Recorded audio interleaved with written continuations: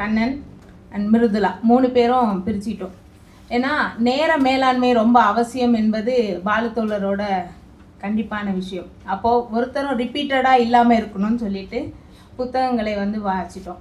இப்போ கண்ணன் தோழரை எடுக்கும்போது நிச்சயமாக தொழிற்சங்கம் சார்ந்த விஷயங்களை முழுமையாகவும் இன்னும் அனுபவபூர்வமாகவும் அவங்க பேசுவாங்கன்றதில் அவங்களுக்கும் மற்ற விஷயங்களை எனக்கு தோழரோட வெளிநாட்டு பயணங்களும் அதனோட அனுபவங்கள் எப்படி இருந்துச்சு, அது இல்லாமல் நாடாளுமன்றத்தில் இருக்கும் பொழுது அவங்களோட வேலை பணிகள் எப்படி இருந்ததுன்ற விஷயங்களை தான் பேச போகிறோம்.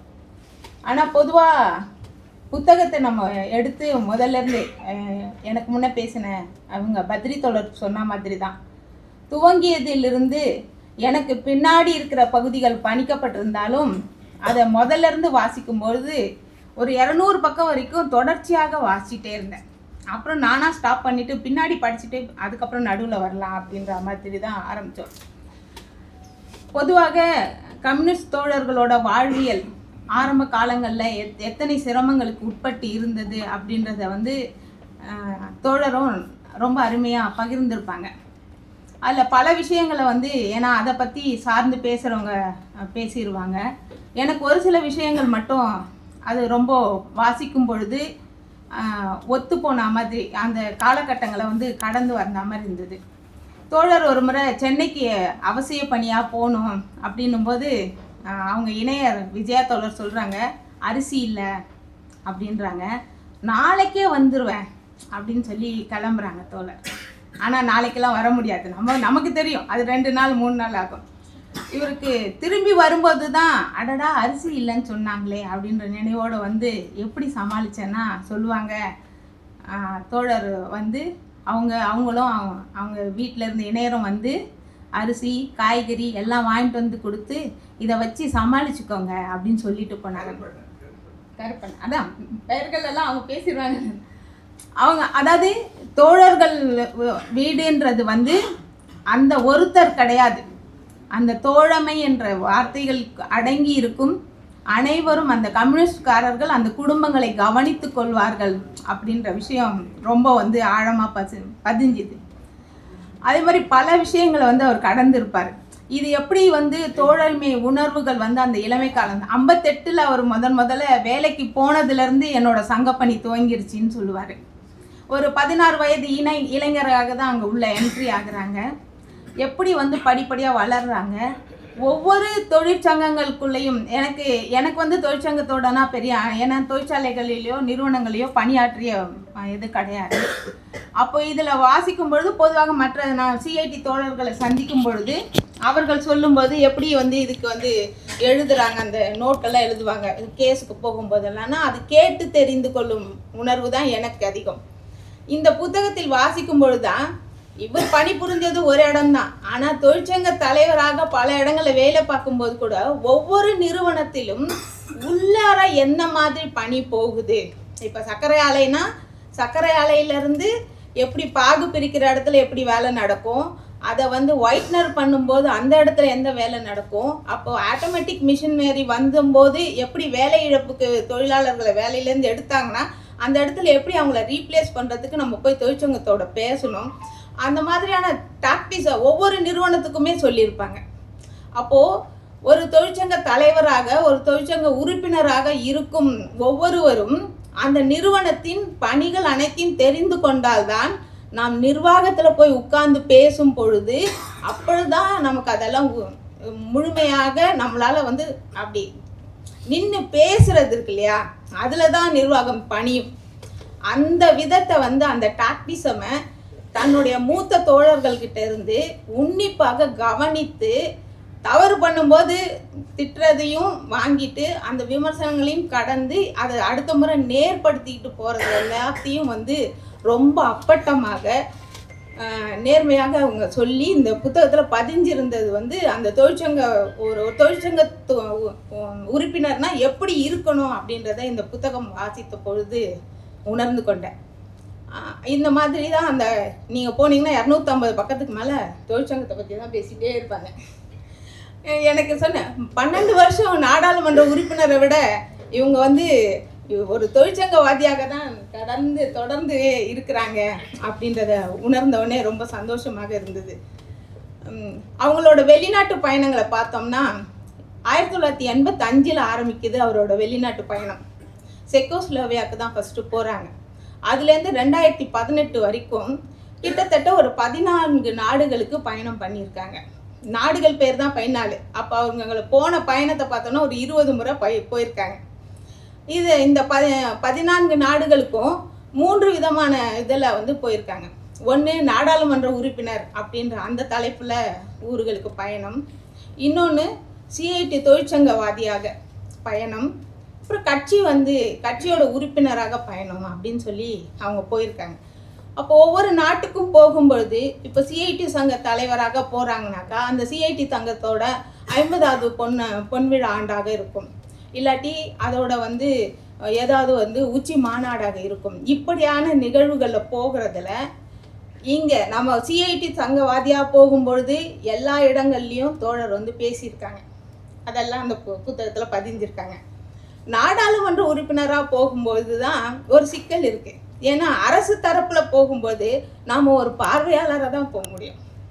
அங்கே நம்ம பேசுகிறதுக்கோ எடுத்துரைக்கிறதுக்கோ அங்கே வாய்ப்புகள் ரொம்ப கம்மியாக இருக்கும். அப்போது அந்த பயணங்களை வாசிக்கும் பொழுது அப்போது நாம் ஒரு கட்சி உறுப்பினராகவும் ஒரு தொழிற்சங்கவாதியாகவும் இருக்கும் பொழுது தான் நாம் எந்த இடத்துலையும் பேச முடியும் அப்படின்ற ஒரு இதை வந்து நமக்கு தெரிவித்தது.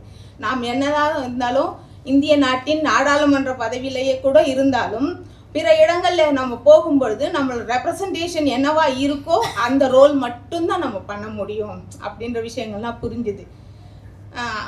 ஒரு சில சின்ன குறிப்புகள் மட்டும் ஒவ்வொரு நாடுகள்லையும் இருக்கிறத வந்து நான் சொல்லிடலாம் அப்படின்னு யோசிக்கிறேன். அந்த 85 போன செக்கோஸ்லோவியா இருக்கு இல்லையா, அதை பற்றி அவங்க ரொம்ப அழகாக சொல்லியிருப்பாங்க. அந்த செக்கோஸ்லோவியா ஆரம்பத்தில் பாசிசத்தை எதிர்த்து தான் உருவான ஒரு ஐரோப்பிய நாடு. என்ன இருந்தாலும் நம்ம பிரித்தாளும் சூழ்ச்சியை வந்து முதலாளித்துவம் எங்கேயும் பண்ணிக்கிட்டே இருக்குன்றதுல தான் செக்கோஸ்லோவியா 2ஆக உடஞ்சதுக்கான காரணத்தை சொல்லி அந்த நாட்டோட பயணத்தை முடிச்சிருப்பாங்க. எப்படி செக் மொழியினர் பேசுகிறவங்க தனியாகவும் ஸ்லோவியா மொழி பேசுகிறவங்களும் 2 நாடாக பிரிஞ்சு போச்சு, ஒரு சோவியத் நாட்டை எப்படி 2ஆக உடைச்சாங்கன்ற விஷயத்தை, அதாவது தன்னுடைய பயணத்தை மட்டும் சொல்லியிருக்க மாட்டார். இந்த வெளிநாட்டு பயணங்களில் ஒவ்வொரு பயணங்களும் உங்களுக்கு ஒரு வரலாற்றை சொல்லும். அந்த நாட்டின் அது சுதந்திரம் பெற்ற நாளிலிருந்து இல்லை அதோட சிஐடினாக்கா சிஐடியோட அந்த தொழிற்சங்கத்தோட துவங்கப்பட்ட வரலாறுன்னு, அப்போ ஒவ்வொரு பார்ட்டியும் எடுத்திங்கன்னா அந்த நாடுகளின் வரலாறுகள் பேசப்பட்டிருக்கும், அந்த தொழிற்சங்கத்தின் வரலாறுகள் பேசப்பட்டிருக்கும். ஏதோ நான் இந்த ஊருக்கு போனேன், இதை பார்த்தேன், இப்படி பேசினேன் அப்படின்னு இல்லவே இல்லை. அதில் புத்தகம், அந்த புத்தகங்களில் ஒவ்வொரு நாட்டிலையும் அந்த நடந்த விஷயங்களை தான் என்ன பேசினேன்னு சொல்லியிருப்பாரு, அதற்கு முன்னே அந்த வரலாறுகளையும் பேசியிருப்பாங்க. அப்படியாகத்தான் அவருடைய பயண கட்டுரைகள் அமைஞ்சிருந்தது. இந்த செக்கோஸ்லோவியாவுக்கு மட்டும்தான் 1 மாதம் வகுப்பு பயணமாக போயிருக்காங்க.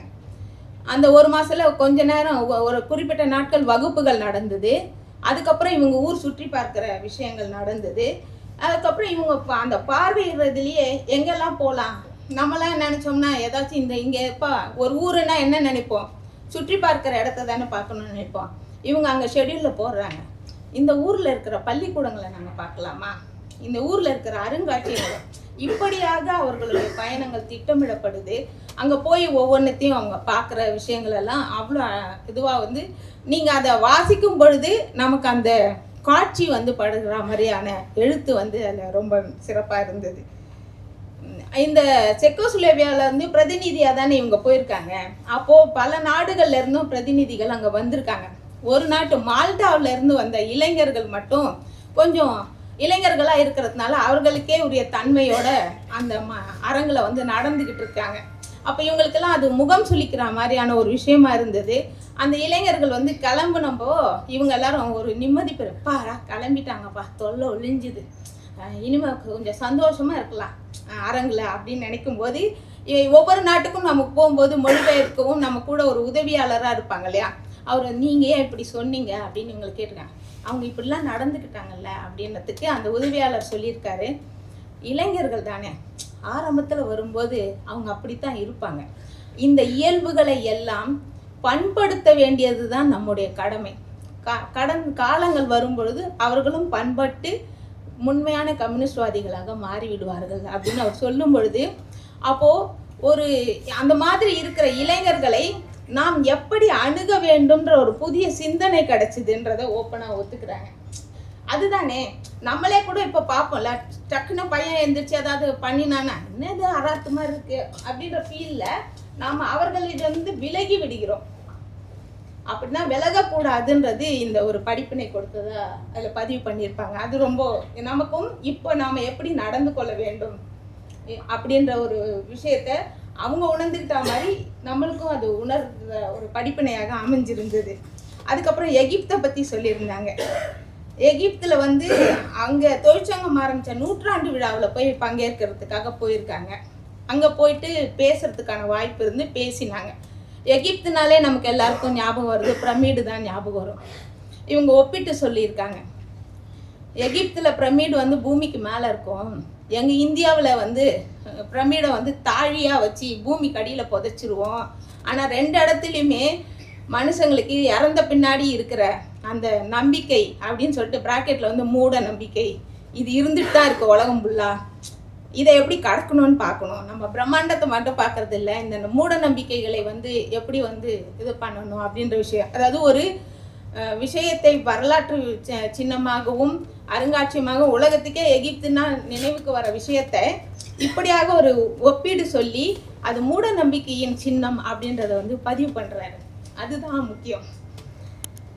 அதுக்கப்புறமா ரொம்ப முக்கியமாக அவர் எகிப்தில் பார்த்தது, நம்மெல்லாம் கர்நாடகா தண்ணி விடலை, அங்கே தண்ணி விடலைன்ட்டு தண்ணி பிரச்சனையே காலங்காலமாக பேசிக்கிட்டே தான் 75 வருஷத்தை கடந்துக்கிட்டே இருக்கோம். ஆனால் இந்த எகிப்தில் மட்டும் நைல் நதிக்கு பிரச்சனையை எவ்வளோ ஈஸியாக எளிதாக அவர்கள் கடந்திருக்காங்கன்ற அந்த பாடத்தை எடுத்துக்கொண்டு கூட நம்ம அதை இன்னும் இப்போ கடைபிடிக்கலையே அப்படின்ற விஷயத்தை அவங்க பதிவு பண்ணியிருந்தாங்க. அதுக்கடுத்து வாஸ்கோடகாமா, நம்ம எல்லாருக்கும் தெரியும், வாஸ்கோடகாமா தான் நமக்கு சுற்றி கண்டுபிடிச்சாங்க. அந்த நாட்டில் 2 நாள் பயணமாக போகிறாங்க. அப்போது இவர் அது நாடாளுமன்ற உறுப்பினராக போகிறதுனால டிப்ளமேட் அந்த பாஸ்போர்ட்டில் தான் ட்ராவல் பண்ணி அங்கே போயிட்டு வராங்க. அது அவங்களுக்கு ஒரு பதிவாக ரொம்ப நிறைவான, அதுதான் ஃபஸ்ட்டு அந்த டிப்ளமேட் இதுவாக போயிட்டு வந்ததுன்னு பதிஞ்சிருந்தாங்க. கிரீஸுக்கும் 3 நாள் பயணத்தில் போகிறாங்க. இங்கே தான் கிரீஸுக்கு போகும்பொழுது தான் சிஐடி உறுப்பினராக போயிட்டு வராங்க. அந்த இடத்துல போயிட்டு பேசும்பொழுது அந்த காலகட்டத்தில் அவங்க பேசினது பாலஸ்தீனம் தொடர்பாக சிஐடி தன்னோட நிலைப்பாடு எப்படி இருக்குன்ற விஷயத்தை போய் அங்கே பேசியிருக்காங்க. போனது தொழிற்சங்க வேலைக்கு, ஆனால் தொழிற்சங்கவாதிகள் எங்கள் இந்தியாவில் சிஐடி எந்த மாதிரி பாலஸ்தீனத்துக்காக அந்த தொழிலாளர்கள் என்ன நிலைப்பாடில் நாங்கள் இருக்கிறோம் அப்படின்ற விஷயத்தை அவங்க பேசிட்டு வராங்க. தென்னாப்பிரிக்கா தான் ரொம்ப சுவாரஸ்யமாக இருந்தது. நெல்சன் மண்டேலா தான் அந்த மாநாட்டை தொழிற்சங்கத்தோட காங்கிரஸ் மாநாட்டை துவக்கி வைக்கிறாரு. அவர் அப்போது ஜனாதிபதி, 25 ஆண்டு காலம் ஜெயிலில் இருந்துட்டு வெளியே வந்த பிறகு ஜனாதிபதியாக அங்கே உட்கார்ந்துருக்காரு. அந்த கூட்டத்தை தொடங்கிய நம்ம தொழிற்சங்க தோழர், அந்த நாட்டு தோழர் பேசும் பொழுது, இந்த நாட்டில் அந்த பிரச்சனை, அதை நீங்கள் சொன்னதெல்லாம் நிறைவேற்றலை, ஜனாதிபதியாக வந்தீங்க அப்படின்னு அவர் அவளே சரமாரி குற்றச்சாட்டுகளை வைத்து நாங்கள் இந்த இதிலேருந்து பிரிஞ்சு தனியாக போகிறோம் சங்கம் அப்படின்றத பேசிட்டு உட்கார்றாரு. அதை ரொம்ப அழகாக பண்ணுவான். அந்த ஜனாதிபதி எந்திரிச்சு மண்டேலா பேசும் பொழுது அவர் முன்வைக்கிறாரு. ரொம்ப நிதானமாக அவருடைய அனுபவ முதிர்ச்சியில் பக்குவமாக பேசி என்ன சொல்கிறாங்கனாக்கா, அதாவது நமக்குள் விரிசல் வந்தால் அது எதிராளிக்கு தான் சாதகமாக மாறும், அதனால நம்ம பிரிஞ்சு போயிடக்கூடாது அப்படின்னு சொல்லி அந்த சங்கத்தை பிரிந்து போகாத அளவுக்கு அவ்வளோ தன்மையாக பேசினார். நம்ம நாடுகளில் ஒரு ஜனாதிபதிக்கு எதிராகவோ இல்லை உயர் இதில் இருக்கிறவங்களுக்கு எதிராக ஒரு தொழிற்சங்கம் சார்ந்தவர்கள் இப்படி பேசிவிட முடியுமா அப்படின்ற விஷயங்களை நம்ம பார்க்குறோம். ஆனால் அங்கே எளிதாக பேசினாலும் ஜனாதிபதி என்ன சொன்னார்னா, ஒற்றுமையாக நாம் இருக்க வேண்டிய அவசியத்தை உணர்த்தி பேசி முடிக்கிறாரு அப்படின்ற விஷயத்தை. அப்போ அதெல்லாம் வியந்த விஷயங்களை பதிவு பண்ணியிருந்தாங்க. இன்னும் முக்கியமாக பார்க்கும்போது மெக்சிகோ பயணமும் அமெரிக்கா பயணமும் தான் ரொம்ப முக்கியமாக நான் சொல்லணும்னு நினைக்கிறேன். மெக்சிகோவில் நம்ம தொழிற்சங்க மாநாட்டுக்கு போகணும் போது அதுக்கு விசா கிடச்சிருது. ஆனால் டெல்லியிலேருந்து நேரடியாக மெக்சிகோவுக்கு ஃப்ளைட் கிடையாதுன்னும் போது அமெரிக்கா லாஸ் ஏஞ்சல்ஸ் போயிட்டு தான் அதுக்கப்புறம் இவங்க போக வேண்டியிருக்கு பயணம். அப்போ அமெரிக்கா விசாக்காக இவங்க அப்ளை பண்ணுறாங்க. அவன் விசாலேருந்து இன்டர்வியூக்கு வாங்க அப்படின்னு கூப்பிட்றான். இவர் என்னடா இன்டர்வியூக்கெலாம் போயிட்டு விசா வந்துட்டு போகணுமா அது அப்படின்னு இவர் இது என்ன எதுக்கும் ஆலோசனையை சுர்ஜித் தோழர்கிட்ட கேட்கலான்னு கேட்கும்போது, அங்கே போய் நீ அவனை சந்தித்து அங்கே பதில் அவனோட கேள்விகளுக்கு முன்னாடி உங்கள் கேள்வியை முன்னாடி வைங்க, அதுக்கு பதில் சொல்கிற மாதிரியான இன்டர்வியூவாக இருக்கட்டும், போயிட்டு வாங்க அப்படின்னு. இவங்க போகிறாங்க. அங்கே தொடுக்கப்படுற கேள்விகளுக்கு இவங்க பதில் வைக்கும் பொழுது ஒரு விஷயத்தை வந்து பதிவு பண்ணுவாங்க. அமெரிக்கா அந்த தூதரகத்தில் இருக்கிற உளவுத்துறையெல்லாம் என்ன பண்ணுதுன்னா, நாம் வெளியிடுற ஒவ்வொரு துண்டறிக்கைகளை கூட சேகரித்து வச்சிருக்கிறாங்க, அதை வைத்து நம்மக்கிட்ட கேள்விகள் தொடுக்கிறாங்க அப்படின்ற விஷயத்த அவர் சொன்னார். எனக்கு அதை வாசித்த உடனே ஒரு சின்னதாக என்னுடைய வாழ்வில் நான் வந்து நம்ம டிஎன்பிசியில் குரூப் 1 தேர்வாகி இன்டர்வியூ பேனலில் உட்காரும் பொழுது அதற்கு முன்னே வந்து தமிழில் யூபிஎஸ்சி எழுதணுன்றதுக்காக ஒரு உண்ணாவிரத போராட்டத்தை வந்து நாங்கள் ஹைகோர்ட் முன்னாடி நடத்துனதில் நான் கலந்து கொண்டேன். அதில் நான் பேசினா இல்லை.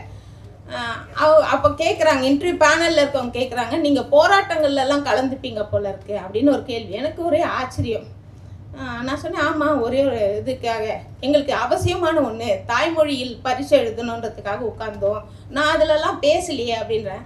நீங்கள் பேசலை, நீங்கள் எழுதி கொடுத்ததை இன்னொருத்தர் பேசினாங்க அப்படின்னு அவ்வளோ நுணுக்கமாக ஒரு உயர் பதவிக்கு வரவர்களுக்கு இன்டர்வியூக்கு போகும்பொழுது என்னை பற்றிய ஒரு கேள்வியை அங்கே முன்வைக்குது அரசாங்கம் அப்படின்றது வந்து எனக்கு அப்போ உணர்ந்தது வந்து இந்த இதை படிக்கும் பொழுது ரீகால் ஆயிடுச்சு.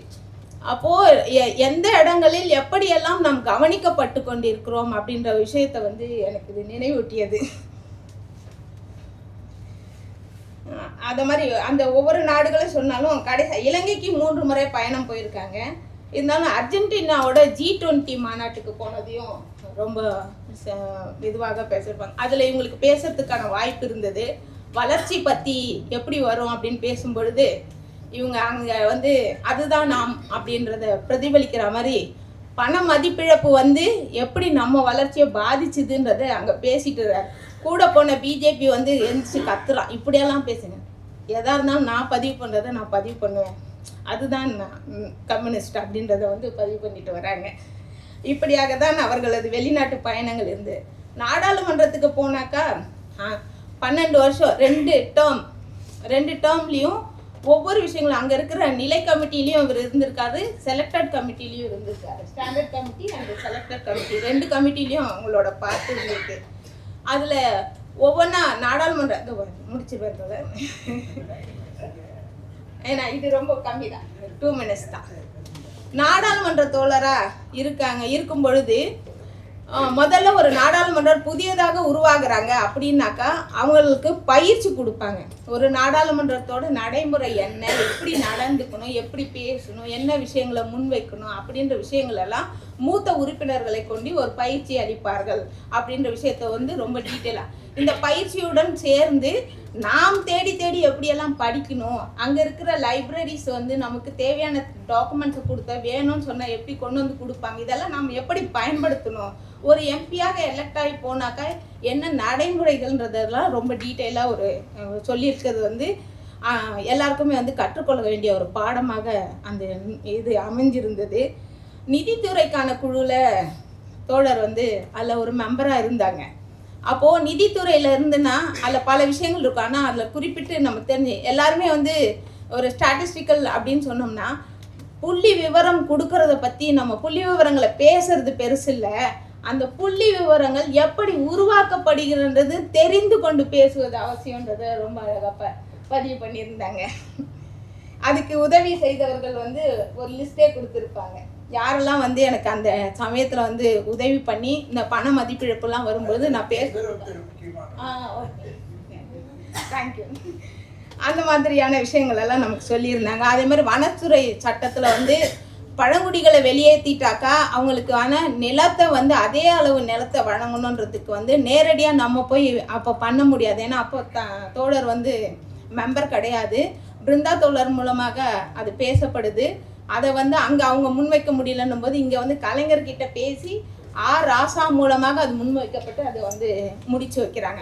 அதாவது நாம் அந்த பதவியில் இருந்தாலும் இல்லைன்னாலும் மக்களுக்கும் எந்த வர்க்கத்துக்கு நாம் வேலை செய்கிறோமோ அந்த வேலையை நாம் செய்யணுன்றத ஃபாலோ அப் வந்து இருந்ததை வந்து ரொம்ப பெருமையாக இருந்தது. அதே மாதிரி தான் வீட்டு வசதியில் வந்து இப்போ நம்ம அப்பார்ட்மெண்ட்ஸில் குடியிருக்கிறவங்கன்னா அங்கே ஏதாச்சும் பிரச்சனை இருக்குனாக்கா நம்ம ஒருத்தர் போய் நம்ம பில்டர்கிட்ட கேஸ் போடலான்னு போனால் போக முடியாது. அந்த பில்டிங்கில் மொத்தமாக இருக்கிற 10% மக்களோட சேர்ந்து வந்து நீங்கள் கேஸ் போட்டால் தான் கேஸே பதிவு பண்ண முடியும்னு ஒரு மசோதை கொண்டு வராங்க. அதை வந்து வேணான்னு சொல்லி அந்த தீர்ப்பை வந்து முறியடிக்கிறதுக்கான வேலைகளை வந்து பார்த்துருக்குறாங்க அப்படின்றது தான். இந்த மாதிரியான சொல்லிகிட்டே வந்தாலும் கடைசியாக வந்து ஒரு அவங்களோட வார்த்தைகளே முடிக்கிறேன். நாடாளுமன்றத்தில் ஒரு வாய்ப்பு கிடைக்கும் போது அதனை உறுதியாக பிடித்து கொள்ள வேண்டும். நமது கொள்கை நிலையை பதிவு செய்ய அதை நாம் பயன்படுத்த வேண்டும் அப்படின்ற வார்த்தைகளோட அந்த விஷயங்களை முடிச்சிருப்பாங்க. இந்த வார்த்தைகளை சொல்லி நான் முடித்து கொள்கிறேன். ஏன்னா அந்த தொடரோட்டத்தை வந்து கண்ணன் தோழருக்கும் மிருதுளா கையிலையும் கொடுத்துட்டு நான் விடைபெறுகிறேன். எனக்கு இந்த வாய்ப்பினை அளித்த பாரதி புத்தகாலயத்திற்கும் தோழர் மயிலை பாலு அவர்களுக்கும் நன்றினை தெரிவித்துள்ளேன். நன்றி.